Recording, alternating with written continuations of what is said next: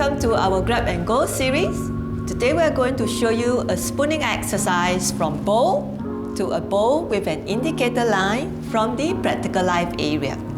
This exercise helps to develop the child's eye-hand coordination skills, fine motor skills, and independence. Let's watch the presentation.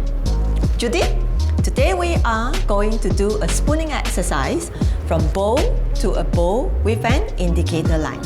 Watch me and you may have your turn later.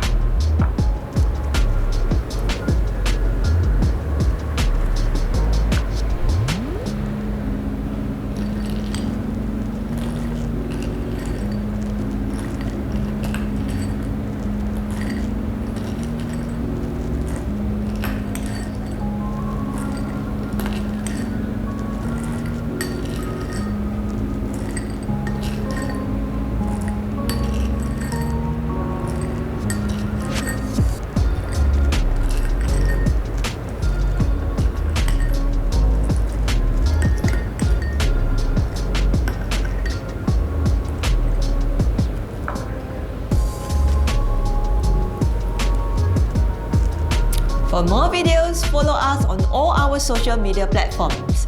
See you again!